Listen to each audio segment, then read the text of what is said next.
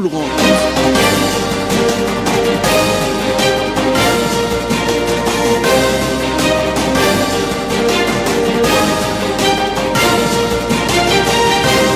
Mesdames et messieurs, bonjour. Très heureuse de vous retrouver. Bienvenue dans cette édition du 15h.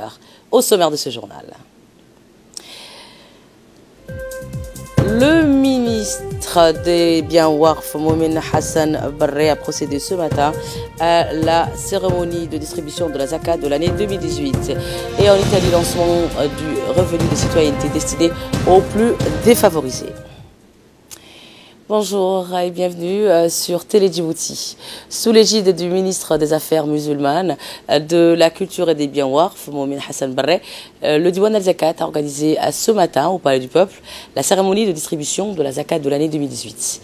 L'événement s'est déroulé en présence du directeur général de la Diwan al-Zakat, Soleiman Hussein Moussa, du président du conseil administratif de cette fondation.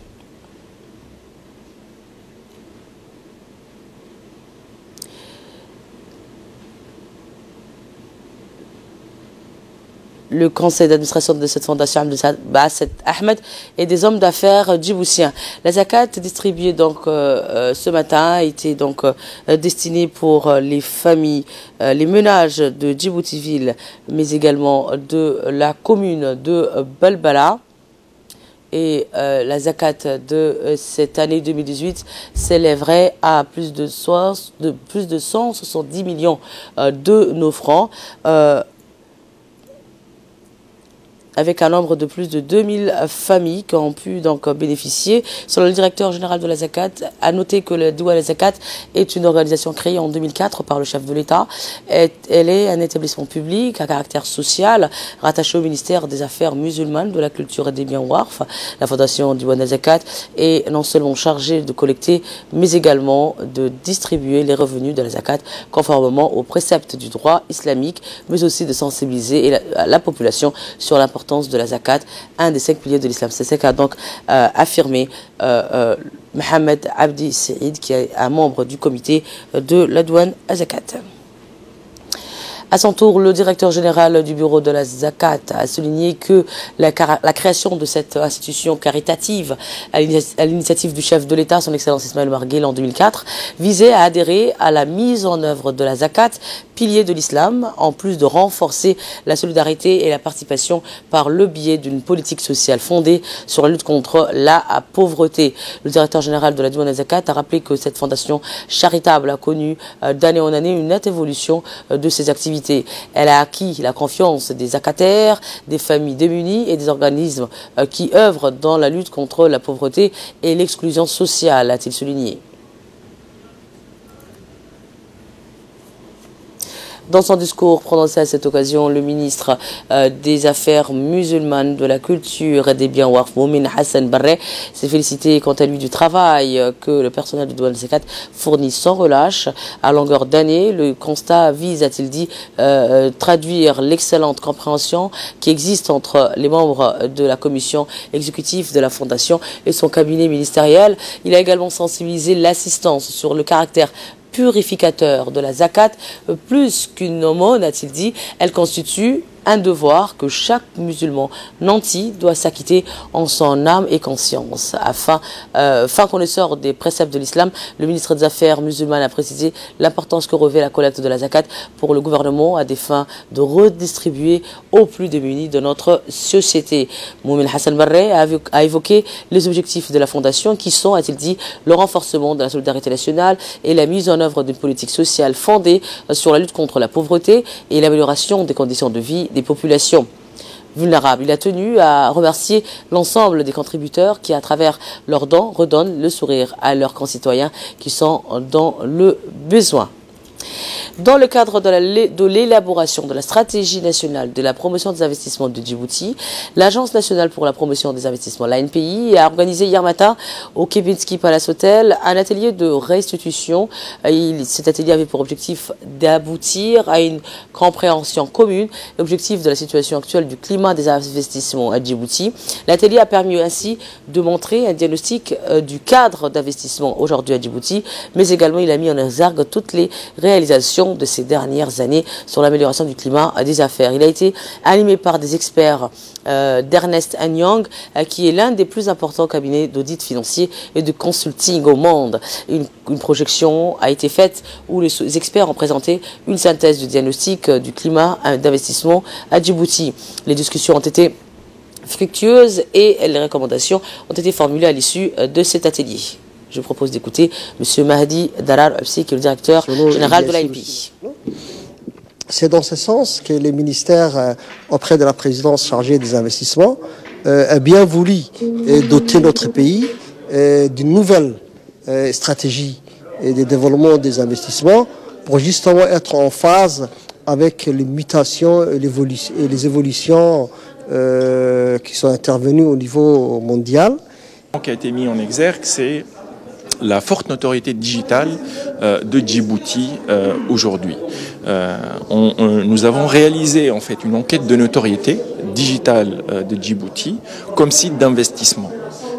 Voilà, et on a remarqué que Djibouti devance en fait des pays similaires ou concurrents comme le Sénégal, comme la Tanzanie, en termes de présence digitale et en termes de notoriété.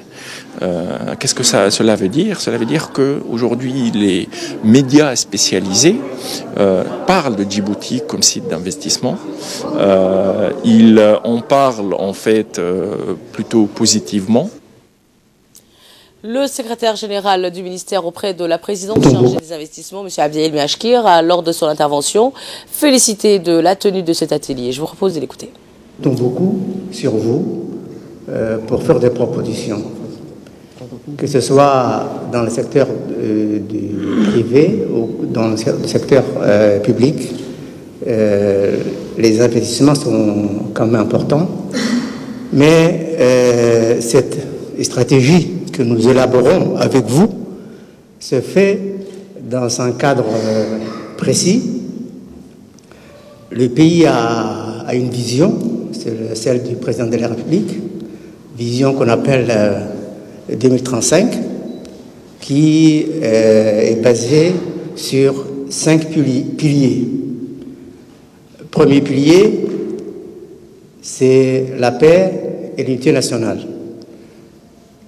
Et sans la paix et l'unité nationale, il n'y a pas d'investissement.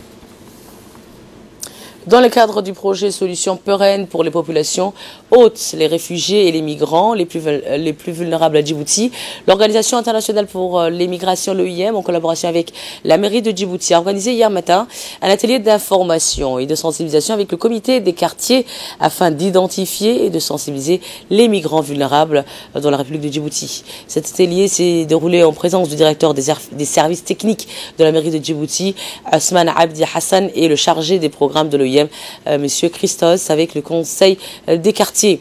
L'objectif étant d'expliquer les rôles et les missions, mais également de présenter au comité des quartiers les activités de sensibilisation mises en œuvre par l'OIM et le référencement des migrants vulnérables en place, surtout pour les mineurs non accompagnés, et réfléchir surtout sur l'implication des comités des quartiers dans les activités de l'OIM et les activités qui sont bien sûr les activités de sensibilisation. La Caisse nationale de la sécurité sociale, la CNSS, informe les retraités percevant leur pension de retraite par virement bancaire qu'ils devront impérativement se présenter pour les contrôles physiques annuels à partir du 11 mars prochain, c'est-à-dire en début de semaine prochaine.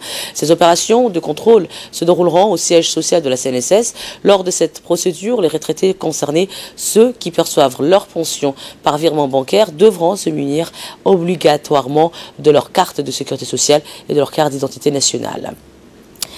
Autre actualité donc nationale dans cette édition du 15h. Nous partons dans le nord du pays avec notamment cette région de Tadjoura où une unité de l'équipe mobile du ministère de la Santé s'est rendue dans la localité de Madgoul pour prodiguer des soins aux populations des localités les plus éloignées.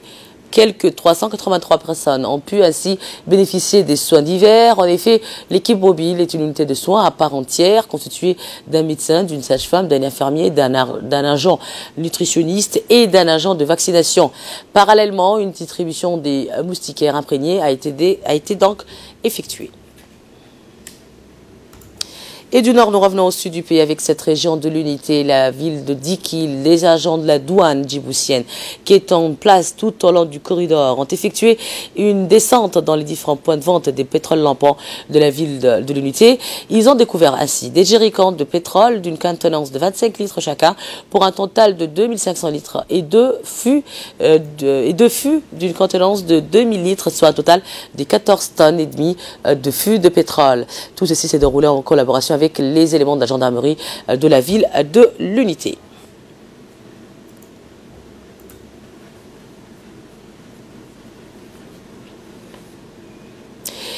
Et la brigade de la gendarmerie de la localité de Demerjog a arrêté hier soir un ressortissant éthiopien qui a tué à plusieurs coups de couteau un compatriote à lui et en blessant ainsi grièvement un autre. Questionné sur les faits, l'individu qui s'est identifié comme étant un ressortissant éthiopien a déclaré avoir poignardé à mort un homme et on a blessé un autre grièvement.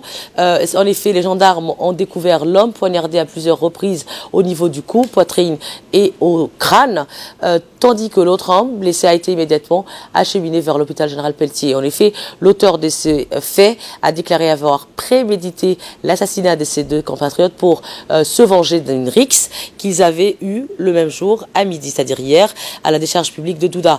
Il a été placé en garde à vue et une enquête pour assassinat a été enclenchée et suit son cours à la brigade de Demerjog. Et de là, nous passons à ce qui domine l'actualité internationale, et notamment en République démocratique du Congo, où Félix Tshisekedi ne parvient toujours pas à nommer un gouvernement. 6 semaines après l'investiture de Félix Tshisekedi, j'y arrive, à la tête de la République démocratique du Congo, la formation de son premier gouvernement est toujours attendue, tandis que la puissante Église catholique appelle à une véritable rupture avec l'ancien régime. À quand le premier gouvernement de l'ère Tshisekedi? Donc c'est la question qui se pose.